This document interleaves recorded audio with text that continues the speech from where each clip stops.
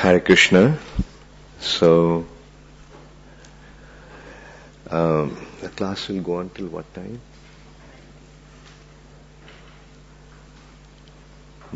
9? Sorry, so late? Okay. Hare Krishna. So as Gauranga Prabhu just mentioned, that he was expecting me to give a sort of a seminar on a very important topic that GBC had been discussing for last many years, and systematically through a committee called Srila Prabhupada's Position Committee, a subcommittee in GBC. They have eventually come up with a book called Srila Prabhupada, the founder Acharya of ISKCON. Actually, nobody has any doubt about Srila Prabhupada's position as the founder Acharya. But the consideration was, what does it actually mean, founder Acharya? Srila Prabhupada is the founder of ISKCON. No one will ever contest that. Srila Prabhupada is the founder. And Srila Prabhupada will always remain the founder of ISKCON. But this concept of Acharya, that Acharya of founder, she is not only the founder, he is also the Acharya of ISKCON. So that is what we had to thoroughly research, and this committee had about 11 members, and the committee was formed in 2006, and for 7 years we had been researching, discussing twice a year. During the GBC meeting, we had an extensive, in-depth probing into this topic.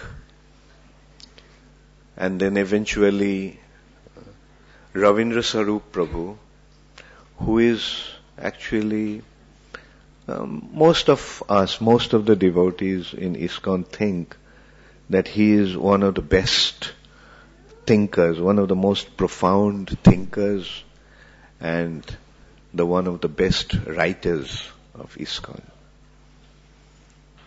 And so Ravindra Sarup Prabhu, who also is a member of the team, eventually wrote this book.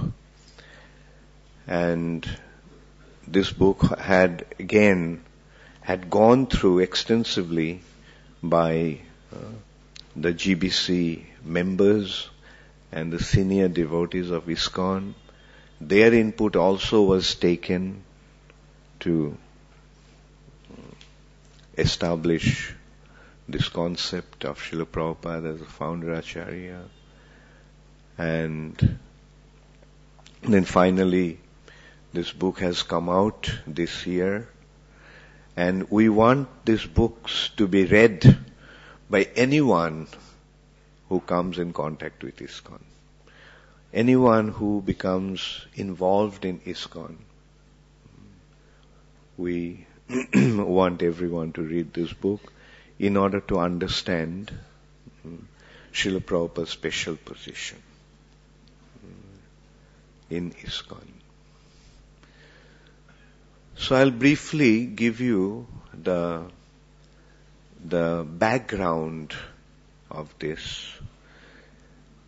Like, Prabhupada actually got this concept of founder Acharya from his spiritual master, Srila Bhakti Siddhanta Saraswati Thakur. Srila Bhakti Siddhanta Saraswati Thakur established an institution. The name of that institution was Gaudiya mission. And in a way we can see that Srila Bhakti Siddhanta Saraswati Thakur got this concept of institutionalized propagation of Krishna consciousness movement from his father and Shiksha Guru, Srila Bhakti Vinod Thakur. Bhakti Vinod Thakur revived Sri Chaitanya Mahaprabhu's teachings. Sri Chaitanya Mahaprabhu, as you all know, created an incredible spiritual revolution in India. He revolutionized the spiritual scenario of that time, about 500 years ago. At that time, India was completely under the Muslim domination. And Vedic culture, due to the influence of Kali, was became practically contaminated with all kinds of misconception. What was going on in the name of Hinduism had very little to do with the Vedic culture. All kinds of superstitions and all kinds of undesirable activities were introduced in the name of Vedic culture. The Brahmanas were dominating the scene, who were actually caste Brahmins in most cases, meaning they are born in a Brahminical family. By caste, they are Brahmins, but by qualification, they were not.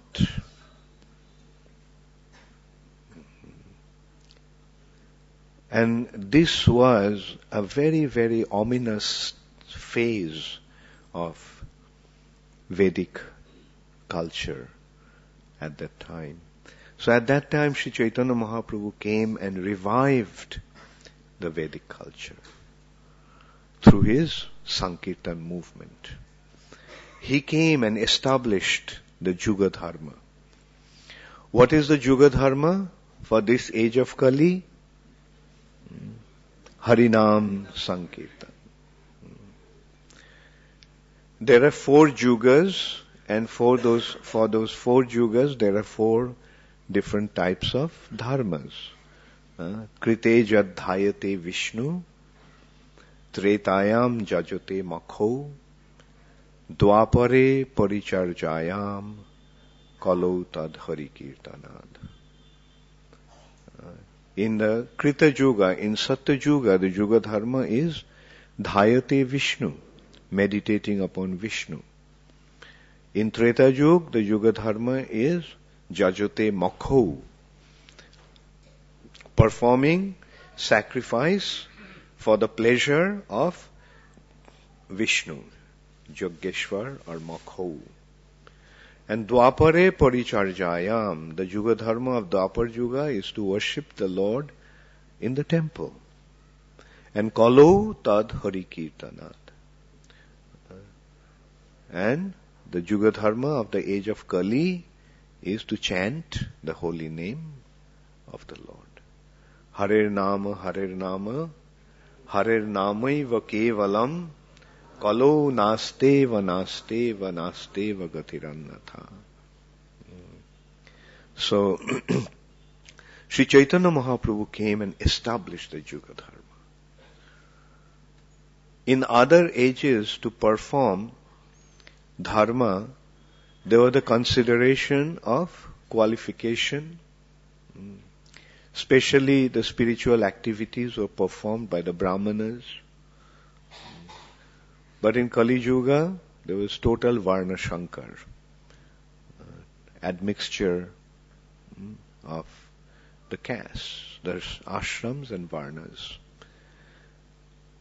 Therefore, Chaitanya Mahaprabhu came and gave a process which is meant for everybody, and which was very strongly opposed by the Brahmanas. But Sri Chaitanya Mahaprabhu's,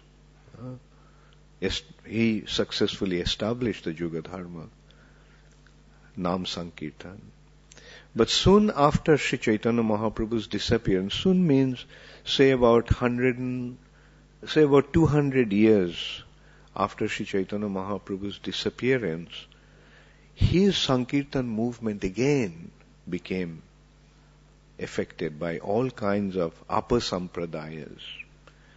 Apasampradayas means the group of people who claimed that they are the followers of Sri Chaitanya Mahaprabhu, but they are not actually proposing, or they are not presenting and practicing the teachings of Sri Chaitanya Mahaprabhu. They had nothing to do with Sri Chaitanya Mahaprabhu, but they claimed that they were the followers of Sri Chaitanya Mahaprabhu.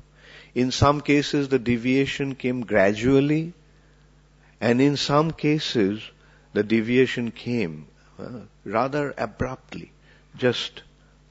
They came and just started to claim that they are followers of Sri Chaitanya Mahaprabhu.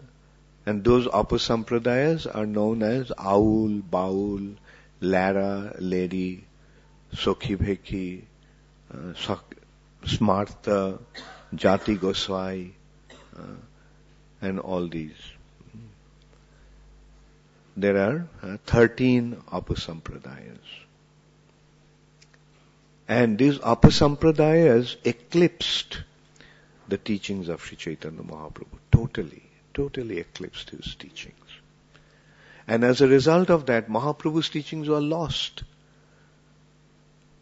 And what was going on in the name of Sri Chaitanya Mahaprabhu's teachings is just this, what these apasiddhantas, the deviant propositions of these apasampradayas.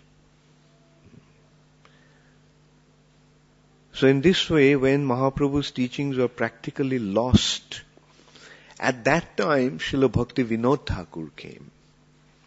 And Bhakti Vinod Thakur started to revive Sri Chaitanya Mahaprabhu's Sankirtan movement. Just to give you an idea how ominous the situation was at that time, when Bhakti Vinod Thakur became interested in Chaitanya Mahaprabhu's teachings, he started to look for a Chaitanya Charitamrita, because he heard that in Chaitanya Charitamrita Mahaprabhu's teachings have been presented in a most sublime way by Srila Krishnadas Kaviraj Goswami. But in entire Bengal, Srila Bhakti Vinod Thakur couldn't find a single volume of Chaitanya Charitamrita, single copy of Chaitanya Charitamrita. Eventually he found a copy, a handwritten copy of Chaitanya Charitamrita in Orissa. Then he took that Chaitanya Charitamrita and he started to print Sri Chaitanya Charitamrita with his Amrita Prabaha Bhashya, his own commentary. He gave the commentary on Chaitanya Charitamrita called Amrita Prabaha Bhashya, which literally means the flow of nectar. The commentary, that is the flow of nectar of Sri Chaitanya Charitamrita. And this is how Bhakti Vinod Thakur started to revive Sri Chaitanya Mahaprabhu's teachings. And the intelligent class of people, intellectual class of people, sophisticated people, started to realize the wonderful profundity of Sri Chaitanya Mahaprabhu's teachings, the sublime nature of Sri Chaitanya Mahaprabhu's teachings. But Bhakti Vinod Thakur himself was a very high-ranking government officer at that time. At that time, India was under the British rule, and Bhaktivinoda Thakur was Bhaktivinoda Thakur was a deputy magistrate in the British government. So he was an extremely busy person because of his very high position in the government service. So he could not himself do very much to establish Sri Chaitanya Mahaprabhu's teachings and spread Sri Chaitanya Mahaprabhu's teachings. He wrote books. He started to print books. He started to write many, many wonderful books. He presented Mahaprabhu's teachings in the form of beautiful poetries, in Sanskrit, in Bengali, in English. He was an extremely brilliant personality. But and at some point he resigned from his office and he started to he committed himself completely to establishing Sri Chaitanya Mahaprabhu's teachings. But he himself could not do very much. So at that time, when he was the deputy magistrate of Jagannath Puri, he prayed to Lord Jagannath for a qualified assistant, to send a qualified assistant who could help him in his preaching mission. And as a result of Srila Bhaktivinoda Thakur's prayers, Srila Bhakti Siddhanta Saraswati Thakur came as his son. And it is Srila Bhakti Siddhanta Saraswati Thakur who actually furthered the mission of Srila Bhaktivinoda Thakur. The blueprint of Krishna consciousness movement that Bhaktivinoda Thakur gave through his writings, Srila Bhakti Siddhanta Saraswati Thakur started to implement that. And through Bhaktivinoda Thakur's writings and through Srila Bhakti Siddhanta Saraswati Thakur's action, one thing became very clear, that both of them could perceive that to spread Krishna consciousness movement all over the world, in every town and village, there is a need for a collective endeavor that would continue generation after generation. Chaitanya Mahaprabhu predicted that Krishna consciousness movement would spread all over the world in every town and village. How many of you are aware of this prediction of Sri Chaitanya Mahaprabhu? Please raise your hand. So all of you are aware of it. Now, just consider the impossibility or the incredibility of this prediction. When did Chaitanya Mahaprabhu make this prediction? About 500 years ago. 500 years ago, when people did not even know how many continents were there in this planet. At that time, Columbus just discovered America. And although he reached America, but he didn't actually realize that it was America that he discovered. He thought it was India, because his aim was to come to India. Because those days India was the most glorious country, the most opulent country. And from Europe, they used to have trade with India overland.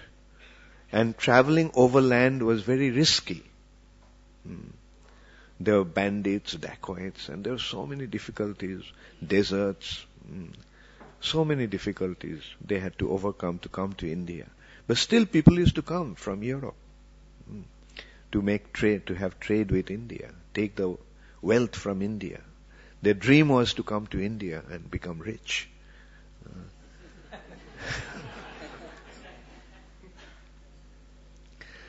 And at that time, Copernicus, this figured out that the earth is round.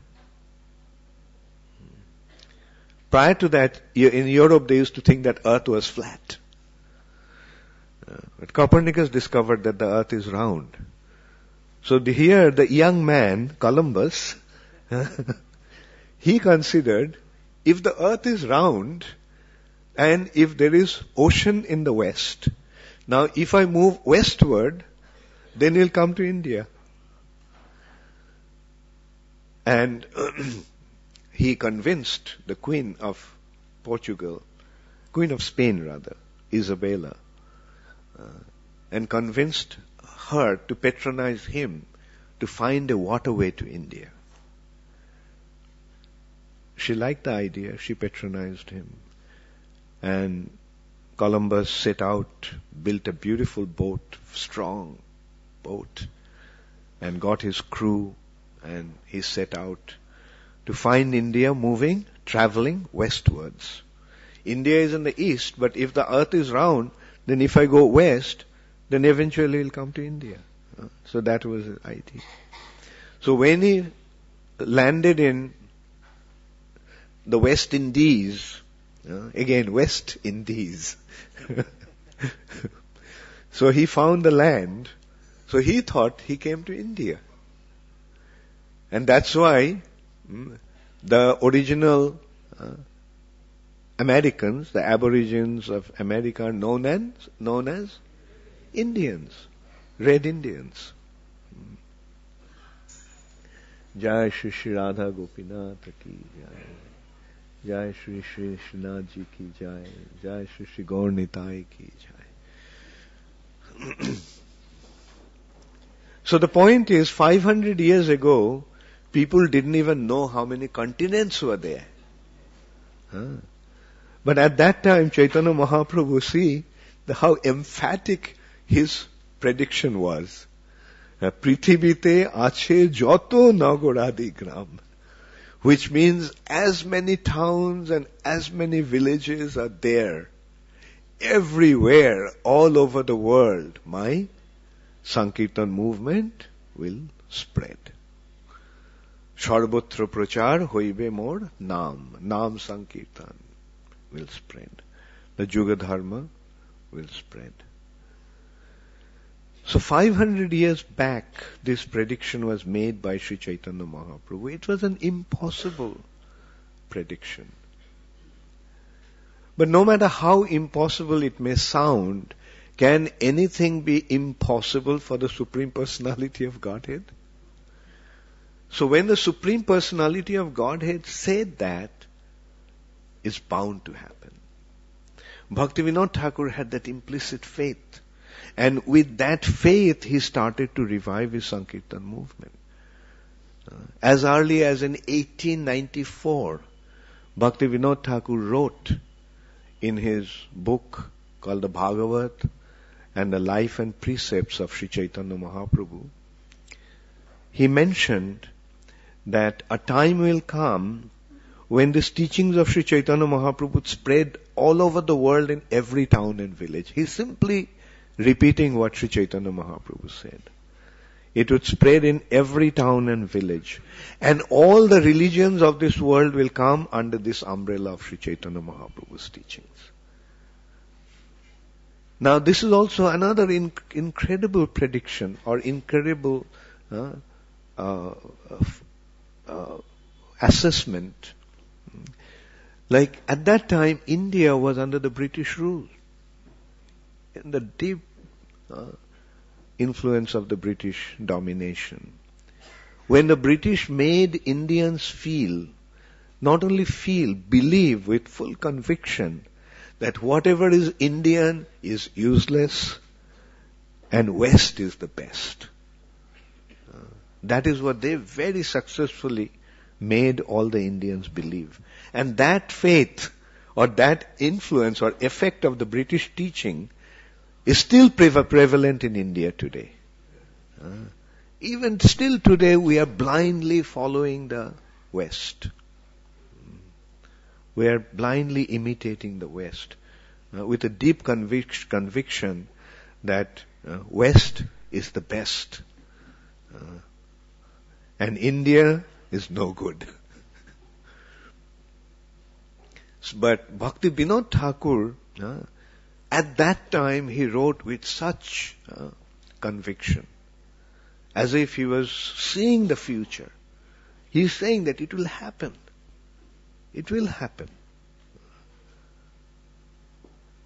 Like Mahaprabhu's teachings will spread all over the world, so much so that all the religious conviction, all the religions will come under or will find a proper meaning of their conviction in Mahaprabhu's teachings. Because ultimately all teachings are culminating into Mahaprabhu's teachings. So, and Bhakti Vinod Thakur could foresee that for that we need an institution. Bhakti Siddhanta Saraswati Thakur understood that. And when he implemented his mission, when he started to preach, he established the institution known as Gauriya Mission. And within 15 years' time, he actually established that mission all over India. All over India. Can you imagine about almost 100 years ago, about 90 years ago, this Gaudiya mission had 63 centers and temples all throughout India. They had actually 64, but the 64th was one in Rangoon, in Burma. So he established 64 temples at that time. How many temples do we have? ISKCON? No, in India? Anyway, it took us some time. Okay, ISKCON has only about 45 to 50 temples. Big temples. So we can see, about 100 years ago, he had 63 temples established in 15 years' time. Because he started to preach in about 1920, and he left this planet in 1936. So, and we can see that Bhakti Siddhanta Saraswati Thakur, he gave maximum emphasis on the institution.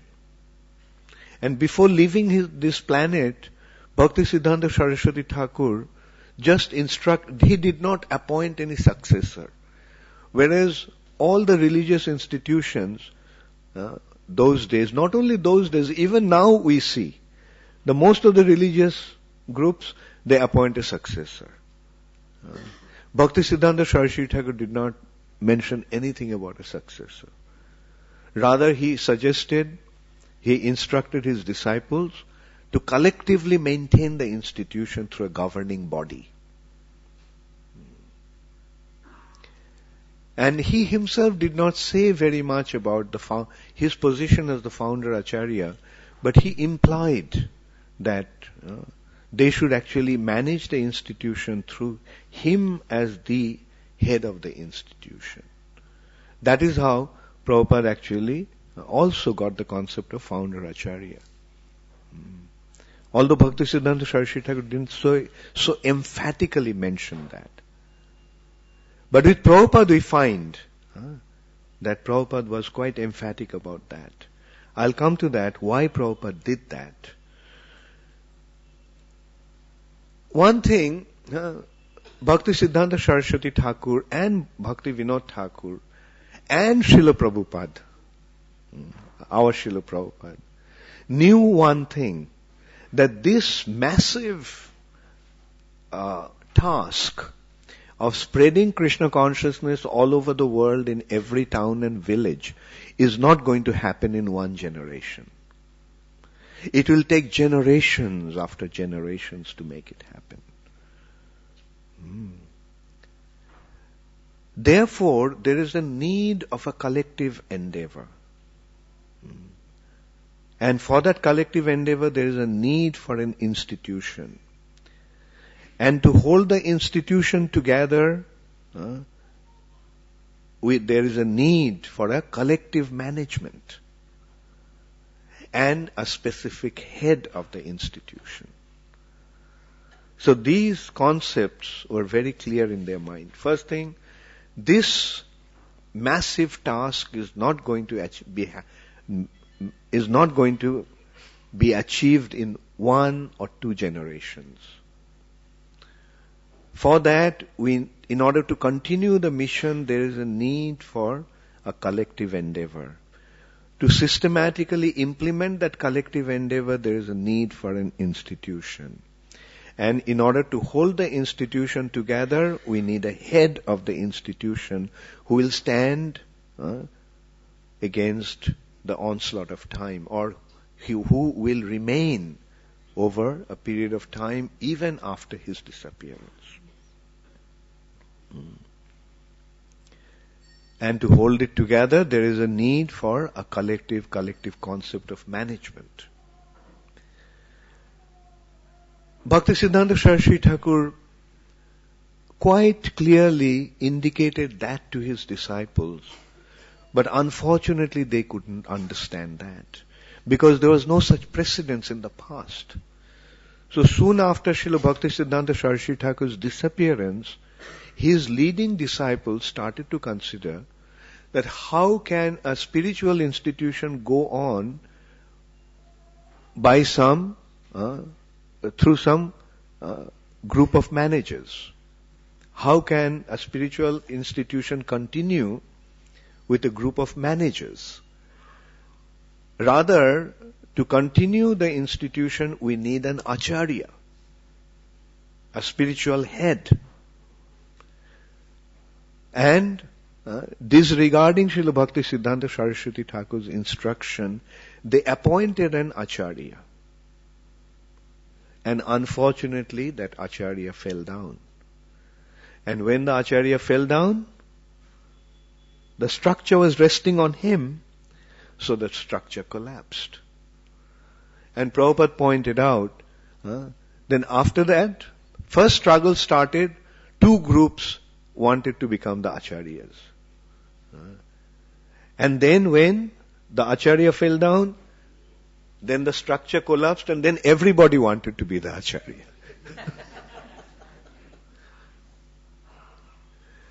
And see, I'm just giving the history, and there is no need to hide anything, because in order to understand things clearly, we have to have the proper perception of what actually happened. And as a result of that, we see what happened in the Gauriya mission, which was so effective at one time that it had 63 temples around India. And Bhaktisiddhanta Saraswati Thakur's dream was to take it out of India, spread it all over the world, because that is how Mahaprabhu's prediction would become a reality. But unfortunately, soon after his disappearance, the structure collapsed. And when the structure collapsed, we can see that they're maintaining their spiritual life. Different leaders had their different groups, their different temples, and they're carrying on with their spiritual life. But that massive preaching mission came to a grinding halt. Just stopped. The only person who could actually understand the heart of Srila Bhaktisiddhanta Saraswati Thakur was Srila Prabhupada. How? When Srila Prabhupada took sannyas, he was actually trying to help, and you can actually, it will be very interesting to read. Like Prabhupada wrote a few poems after Srila Bhaktisiddhanta Saraswati Thakur's disappearance. One is called Vaishishtastakam, and the other is called Viraha Ashtakam. So in that poetry, Prabhupada is clearly mentioning, he's urging his his God brothers, that please try to understand the Guru Maharaj's mission. Like, he has such a wonderful vision, and he showed how to implement that vision into a reality. So let us all get together and make that reality, the dream of our spiritual master come true. But his poetry, his poems just remained poems. Just like people read poetry and don't pay much heed to it. Nobody took it seriously. Then eventually Srila Prabhupada goes to America.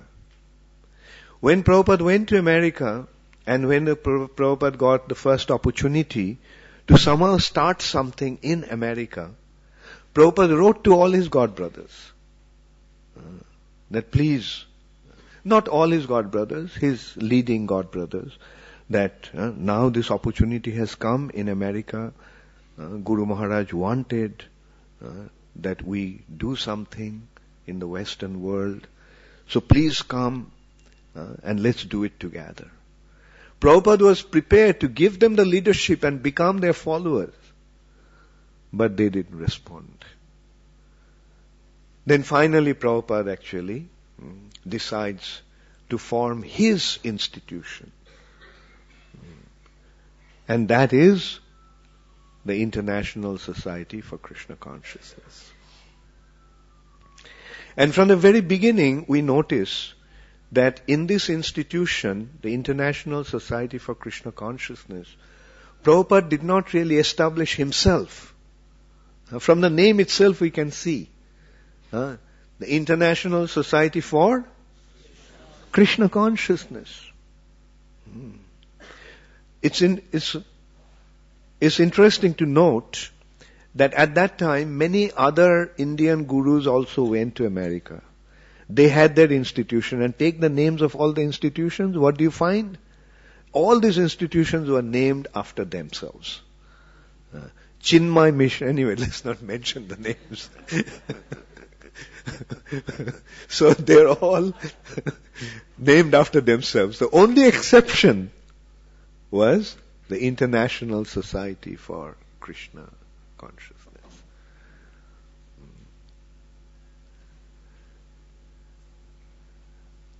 And then what Prabhupada does? Soon after that, Prabhupada forms a GBC with 11 members, the governing body. Prabhupada gives the purpose of that institution, the 7 objectives of this institution. And this is how we are seeing that Prabhupada, right from the beginning, was forming the institution. And Prabhupada knew that he had only few years. He went to America at the age of 70. He started the movement at the age of 71, actually. ISKCON was established in 71 in a small little storefront in 26 Second Avenue. When you are 70 years old, you know that you don't have much time. Prabhupada was very much aware of that he didn't have much time, but here is the massive task of spreading Krishna consciousness all over the world that his spiritual master asked him to do when he was only 26 years old. He received that instruction when he was 26 years old, but finally he got the chance to implement that instruction when he was 71 years old. So Prabhupada started to establish the institution. And the first thing he did, establish the institution. And what a bold step Prabhupada took, we can see. And that also shows Srila Prabhupada's foresight. Prabhupada named the institution the International Society for Krishna Consciousness. The lawyer who was actually registering the institution, and even his few young American followers, all of them thought that to call it the International Society for Krishna Consciousness is not a good idea. Rather, call it the International Society for God Consciousness. Because people in America don't know what Krishna consciousness actually meant. But Prabhupada was adamant. No, International Society for Krishna Consciousness. Swamiji, people don't understand who Krishna is. Prabhupada said, I have come here to make them understand that Krishna is God. So we can see such clarity of perception. Like Prabhupada knew that this is how the world is going to recognize the Supreme Personality of Godhead. And then Prabhupada forms the GBC, the governing body. And what is Srila Prabhupada's role? He is one member of that governing body. He also has the same one equal vote, just one vote, one person, and no veto power. So that is how Srila Prabhupada formed the governing body concept. And Srila Prabhupada gave the emphasis on the governing body. You have to maintain the institution. You have to protect the institution. You have to continue the mission that I am establishing. And then, even during his last days, few months before Srila Prabhupada left the planet, Prabhupada very emphatically told us, don't make the same mistake that my god brothers made after Guru Maharaj's disappearance. Guru Maharaj wanted them to maintain the institution through the governing body, but disregarding his instruction, they appointed an Acharya, and when the Acharya fell down, everything collapsed. Don't make the same mistake. What did Prabhupada mean by saying that? Maintain the institution collectively. Because individually, you may have problems. Individually, one may have problem. But the collective endeavor will protect us from that crisis. And we have seen in ISKCON, if we look at the history of ISKCON, we can see that many of our leading devotees had spiritual difficulties. But ISKCON is still going strong. Why? Because of this collective concept of management.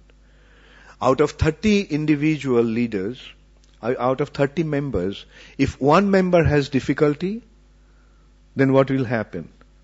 That difficulty is not going to affect the movement so much. It will affect a big leader when he has difficulty.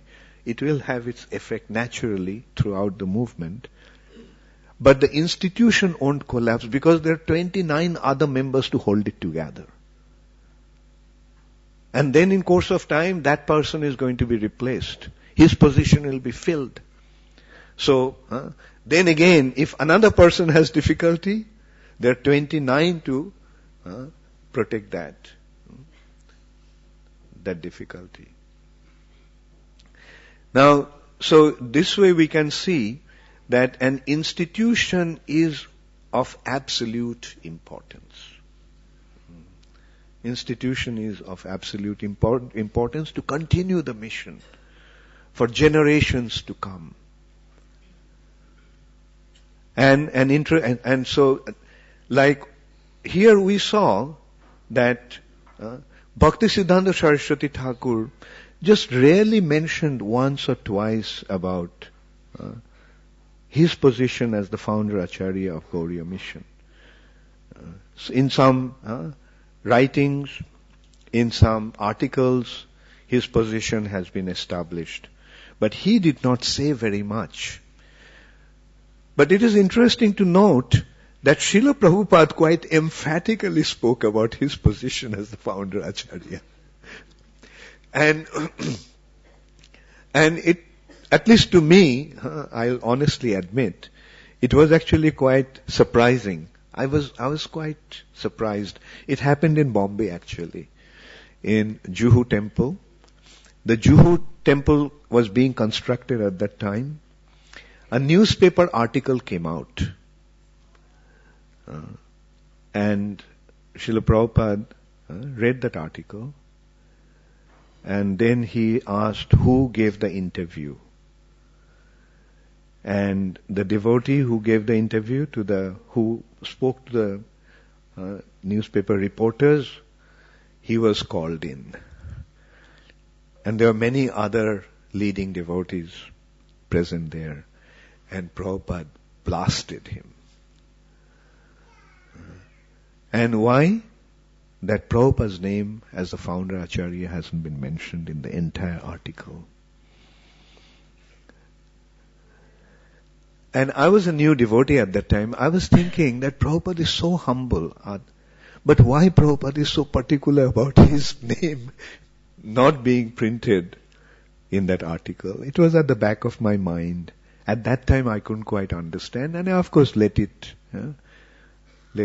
just pass.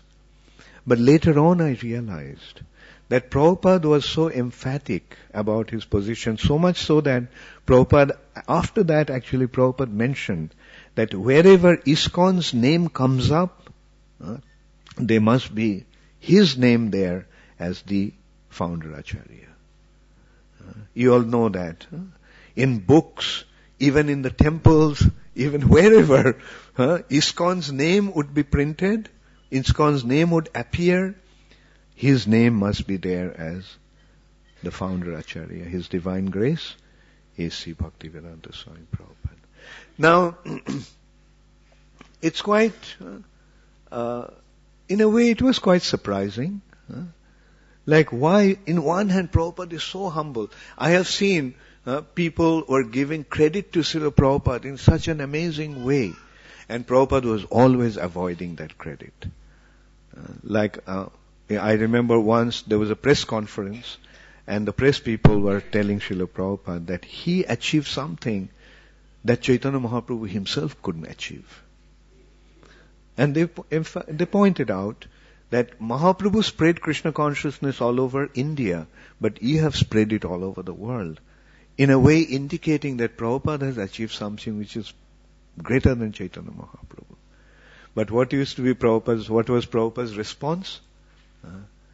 I haven't done anything. So Mahaprabhu has done it. My Guru Maharaj has done it.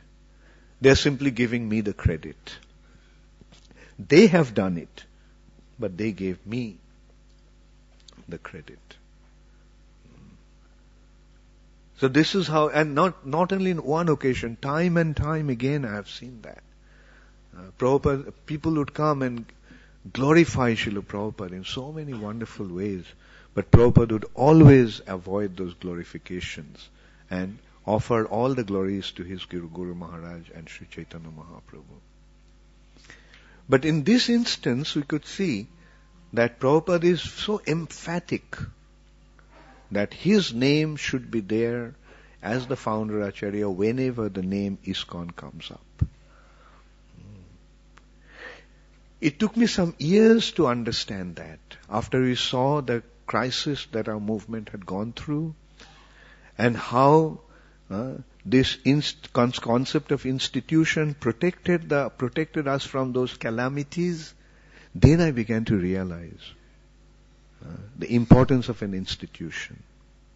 And to hold the institution together, we need the head of the institution properly established. So Prabhupada was emphatic about his position as the founder Acharya, not for his own glorification and aggrandizement. Prabhupada was doing that just to secure the movement. Prabhupada was doing that just to secure ISKCON. And these two concepts are absolutely essential. Prabhupada's position as the founder Acharya and the collective concept of management through the governing body. So, anyway, so finally, All these ideas have been thoroughly discussed, and eventually it has come up in the form of a book. So I think we have only a few copies sent here. How many? Anyway, these books are actually meant for free distribution. And we are going to translate them in all the major languages.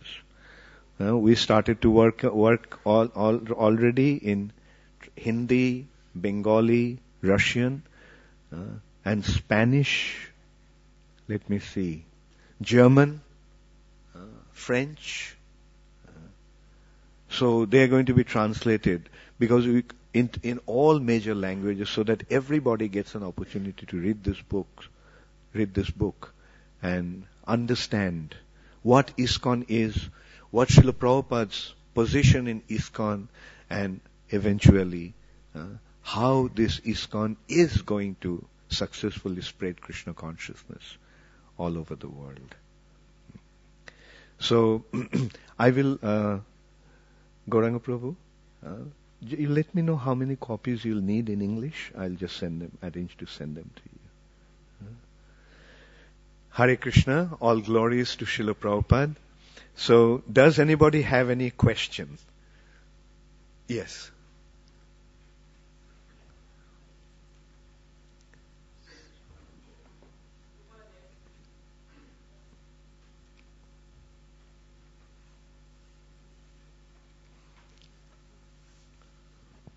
Hare Krishna, Guru Maharaj. As you said, Srila Prabhupada position as founder Acharya. I heard one of your lectures that you said the Christianity, they give more focus on Jesus Christ. So the Christianity now flourishing. So they focus Jesus Christ as a God.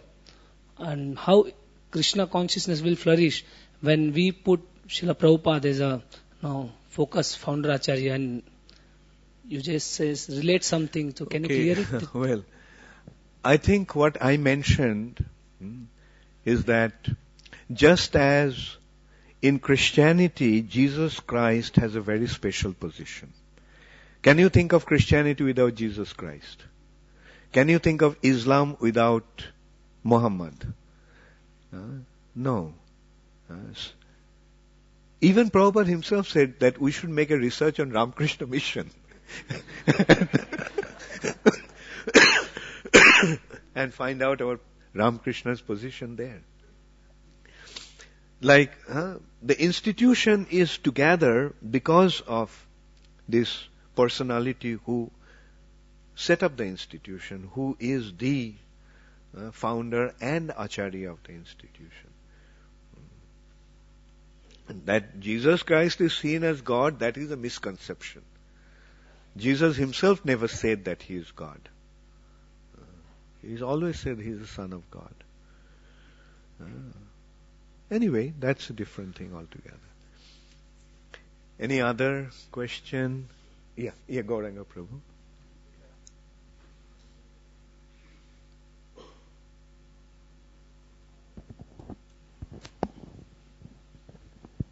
So just coming back to the point of what initially inspired you to get connected to Srila Prabhupada when, so many other philosophies and so many other things were there. Well, I could have asked you also the same question.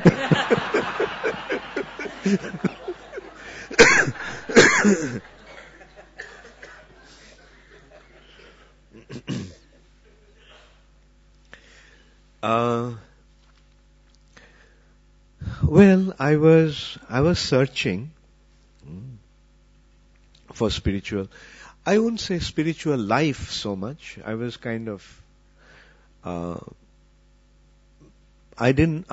was aware that to enter into spiritual life, you need a spiritual master who would guide you to your spiritual life. And I was searching for a guru in India, but I was within a short time I got totally disillusioned, because I could see that, at least I couldn't find anybody to whom I could surrender myself completely. At least that understanding was there, that I have to surrender myself to a guru. And then the guru will take me. Although I didn't know where, but and in this way, when I practically gave up my search, then I came across this Nectar of Devotion. And when I started to read it, then from the very first page it occurred to me that this is what I was looking for. Those days my understanding of spiritual life was to achieve liberation. And when I started to read Nectar of Devotion, then I could see that Prabhupada is talking about 5 kinds of liberation. And then Prabhupada explained that out of these 5 kinds of liberation, 4 are positive and 1 is negative. And then I realized that the one that I was aspiring for is the negative one. And then it came with a wonderful awareness. I mean, that Prabhupada mentioned that God is a person. Those days, my understanding of the absolute truth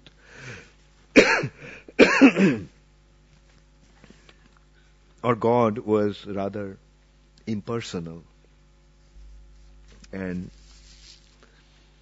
But Prabhupada very clearly pointed out that God is a person. And then he pointed out that Krishna is God. And I mean, being born in India, we grew up with a very close connection to Krishna.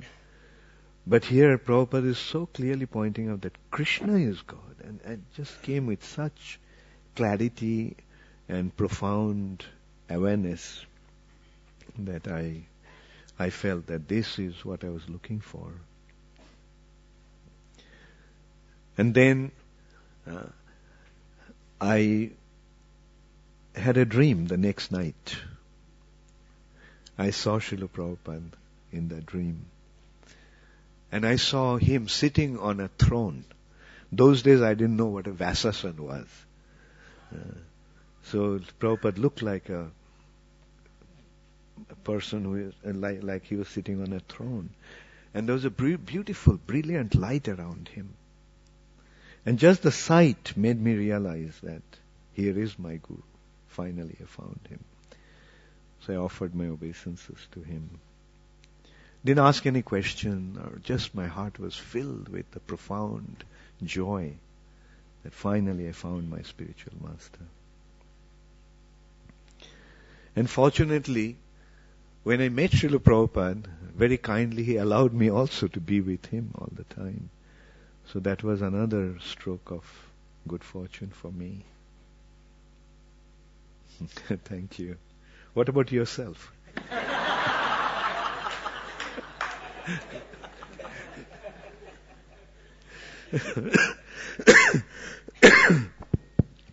I was studying at IIT and I met Bhakti Rasamrita Maharaj. And then that was the end of my...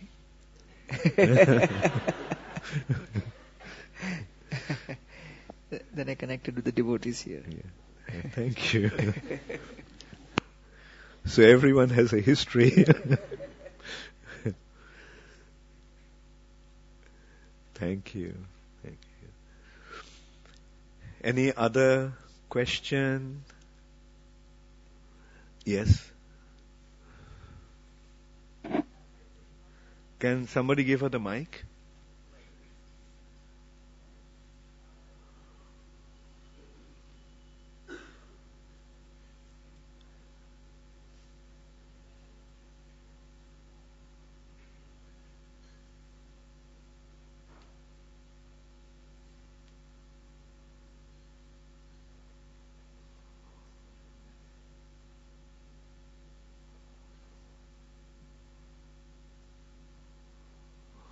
Okay, go ahead.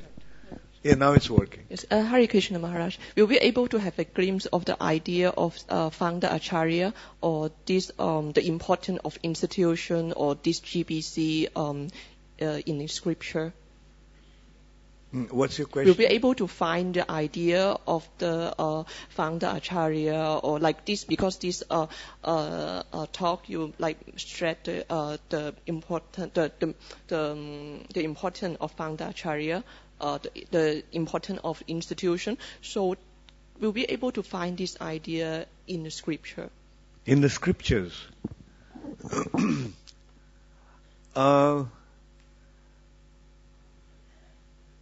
Well, I don't know whether, it's no mention like scripture in that way, but in the history we find, say for example, that in the age of Kali, whoever established any religious doctrines, he formed an institution or sampradaya. For example, Ramanujacharya did that. Madhvacharya did that. And in those sampradayas, say for example, Madhvacharya has a prominent position. He is a sampradaya acharya. Ramanujacharya is a sampradaya acharya. And also we can see that Madhvacharya did not appoint any one successor. He appointed 8 successors for 8 months. Right? And they, in turn, actually become the acharya. Different times, different years. So this way we can see that you see, here we have to also consider another thing. Like, in the spiritual scene, in India, you can see it was a personal thing. When one wanted to take to spiritual life, he used to go to the forest or go to the Himalayas, live in the ashram of his guru and get trained up. And in course of time, he could become a guru himself and train his disciples. This was a very, very limited endeavor. Very, very selected endeavor. But in the age of Kali, it has become a massive endeavor. It's meant for all, which was not the case before. Chaitanya Mahaprabhu came and gave this Krishna consciousness movement for everybody. So when you do things for collectively in this way, you have to have a structure. And the structure is the institution. And I can't immediately think of any scriptural evidence for that, but one thing that comes to my mind in that respect, that in the spiritual sky there are groups like that.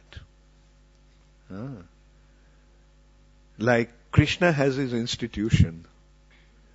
That's called Braj. And in Braj, there are different groups. Nanda Maharaj's group. Then Nanda Maharaj is the founder Acharya. Radharani's group. And there are 8 governing body commissioners.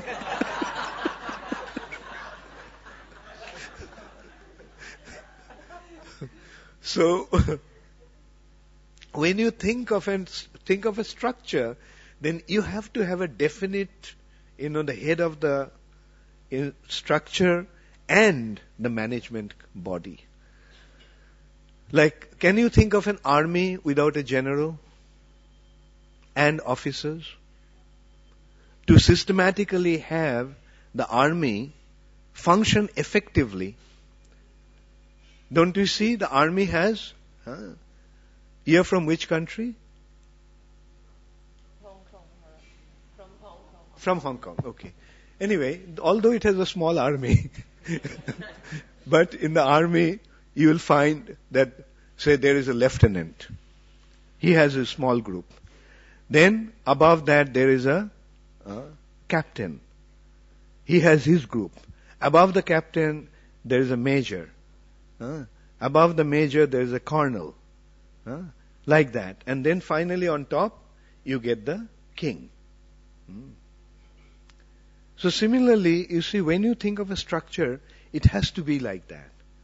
The head of the structure, and then below that, there are definite officers executing different missions. Even in the spiritual sky, you get that. Krishna is the Supreme Personality of Godhead, and Srimati Radharani is the Commander-in-Chief.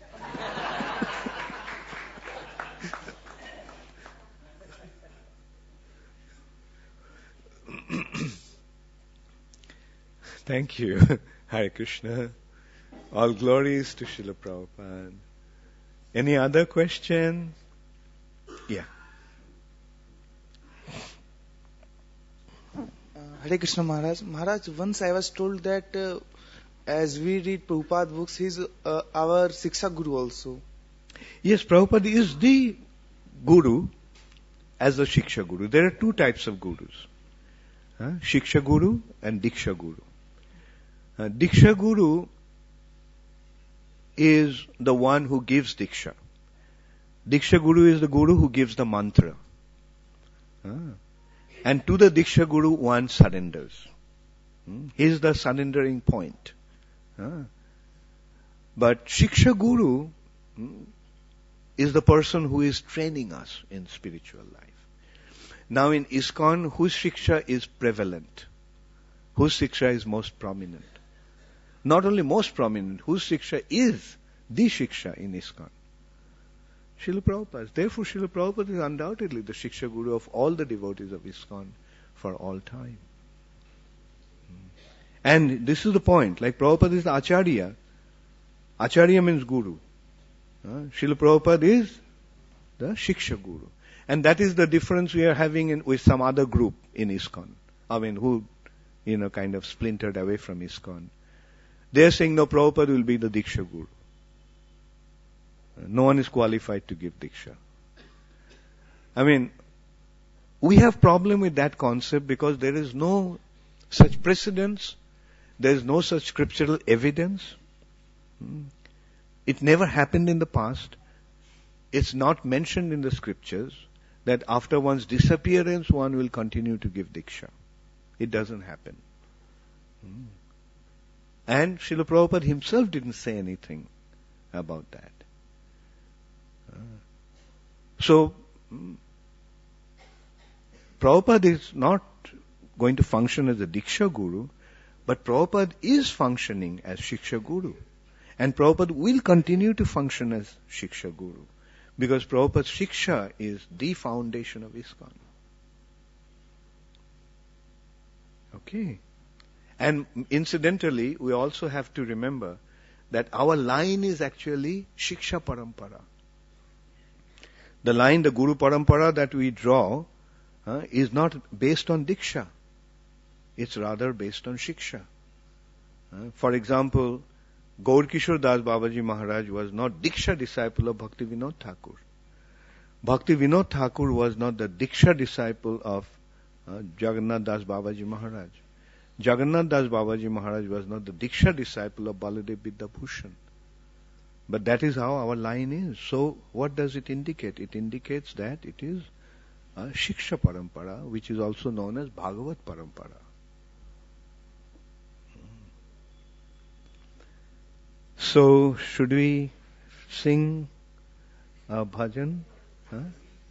Like what if since we are glorifying Srila Prabhupada, what if we sing Shuddha Bhakata Charana Renu?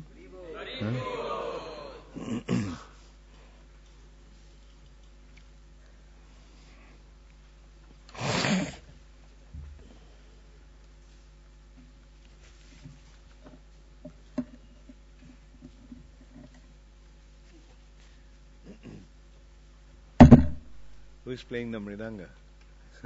You'll play? Okay, very good.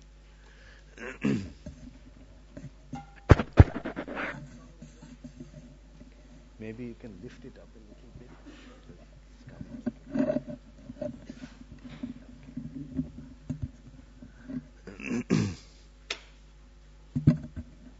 Is it all right if I sing, will you be able to follow without the song copy? Oh, we're giving the books. Okay.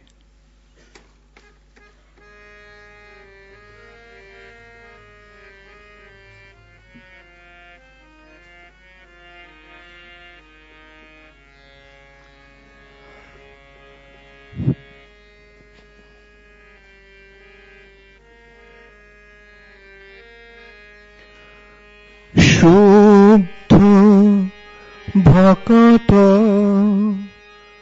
চরণ রেণু ভজনয়নুকু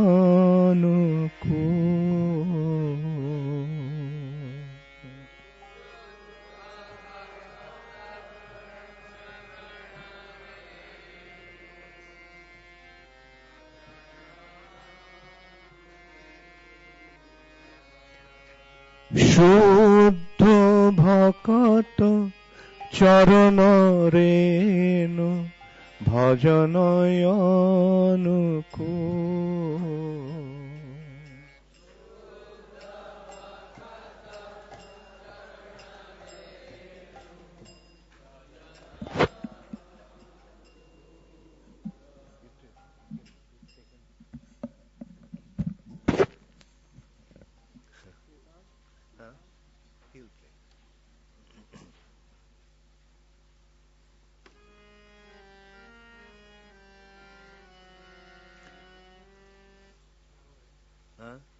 Okay. Okay.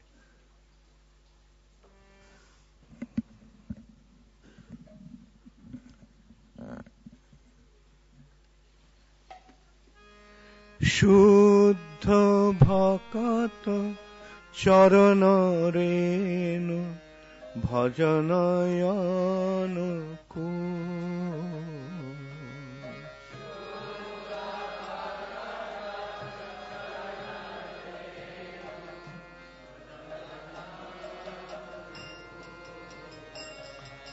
শুদ্ধ ভকত চরণ রেণু ভজনয়নুকু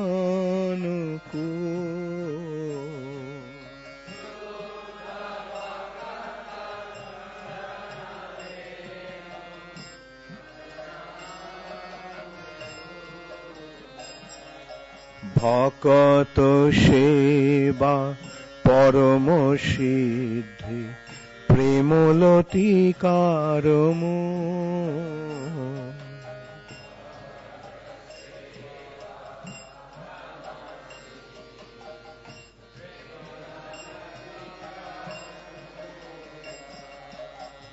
ভকত সেবা পরম সিদ্ধি প্রেমলতিকারমু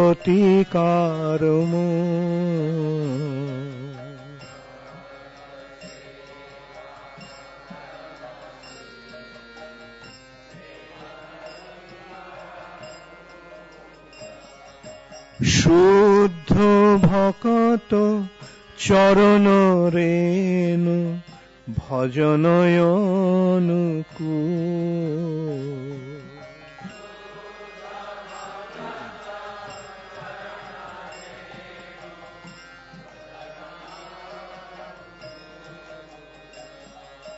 শুদ্ধ ভকত চরণ রেণু ভজনয়নুকু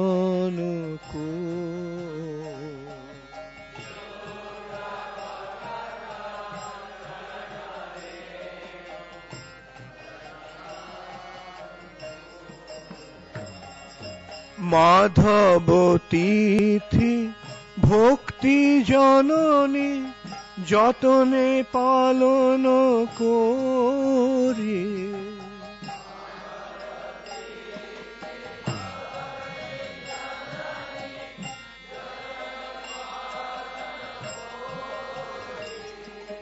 মাধব তিথি ভক্তি জননী যতনে পালন করি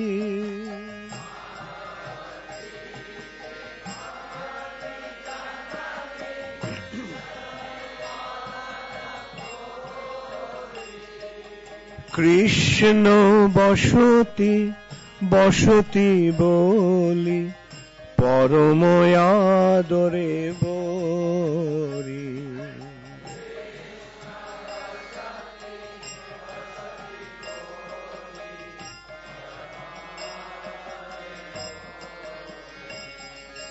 কৃষ্ণ বসতি বসতি বলি পরম আদরে বরি।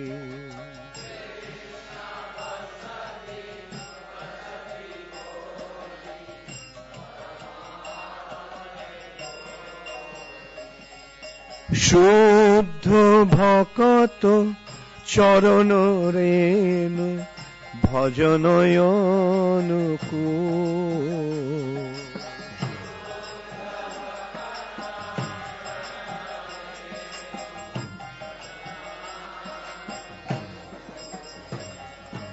গৌর আমার যেসব স্থানে করিল ভ্রমণ রঙ্গে,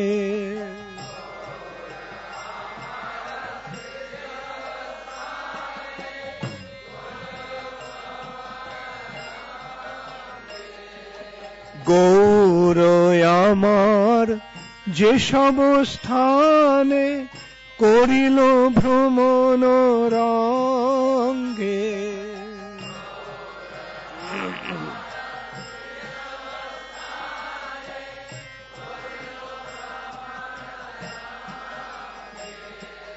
সেসব স্থান হেরিব আমি প্রণয়ী ভকত সঙ্গে।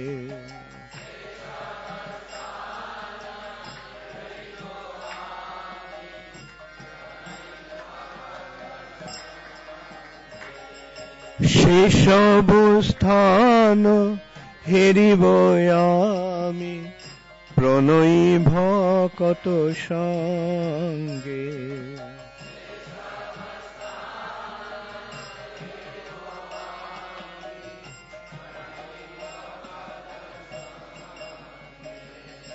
শুদ্ধ ভকত চরণ রেণু ভজনয়নুকূল।